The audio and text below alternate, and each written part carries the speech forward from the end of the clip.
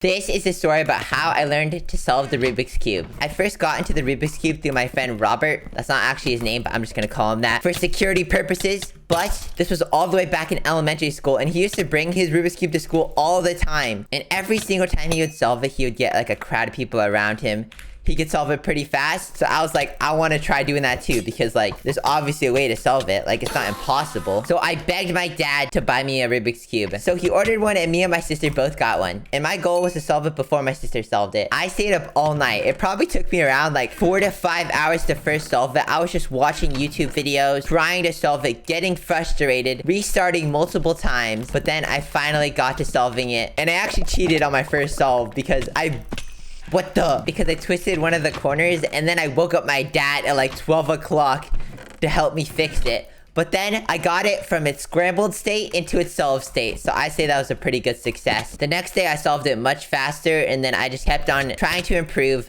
Basically, the way the Rubik's Cube works is there's a lot of different methods you could use to solve the Rubik's Cube. But the main way to solve the Rubik's Cube is by starting with a cross on the bottom and then filling in the corners and then the edges and then going layer by layer. So you start with the first layer, the second layer, and then finish it off with the third layer. And there are a lot of different ways to do that. Like, there are two really popular methods, which is first the beginner's method, the easier method. And then after beginner's method, there's a more advanced method called CFOP, which is basically an acronym for cross, first two layers, orientation of the last layer, and then permutation of the last layer. So that acronym would go out to be CFOP. And after getting my solve of the beginner's method to around 2 minutes, I tried and learned CFOP because Robert introduced me to that complicated method. So I searched it up on YouTube and I eventually learned it. And there's a lot of different ways to do CFOP. There's a bunch of different strategies. And basically, if you don't know, the Rubik's Cube is solved pretty much through algorithms. You do algorithms throughout the whole thing.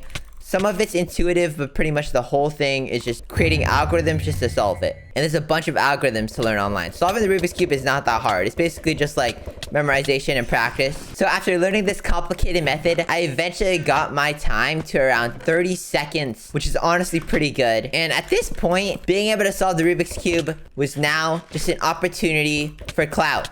Because bro, at this time, after me and Robert introduced the Rubik's Cube, a bunch of people at our school also started doing it. Like, we had like a whole group of like probably 7 or 10 people. Everyone was getting the Rubik's Cubes and stuff like that. And so my goal was to be one of the fastest because obviously I couldn't compete with Robert. Robert went to competitions. He was actually really good. And he averaged under 15 seconds. But even though I wasn't as fast as Robert, I still was pretty good. And I was able to get a lot of attention through just solving the Rubik's Cube. I remember I'd go to my sister's volleyball games and I would solve it. And then I would get a bunch of attention from girls and stuff. You know, honestly, little Nico was always trying to get attention. But I was pretty good at it, not gonna lie. I eventually got out of my Rubik's Cubing phase because the difficulty at which you improve just increases as you go on, because the time gaps in between your improvement is just gonna be so like insignificant. You're only gonna improve maybe by a second after like a month because you gotta memorize all these algorithms, the amount of effort it takes. I eventually got out of doing it. In doing so, I found YouTube. So that's just a hidden talent I wanted to tell you guys about. And finally, here's a video of me solving the Rubik's Cube. I'm not that good at it anymore, but here you go. Okay, I'm a little bit rusty, but let me scramble this cube. Fully scrambled.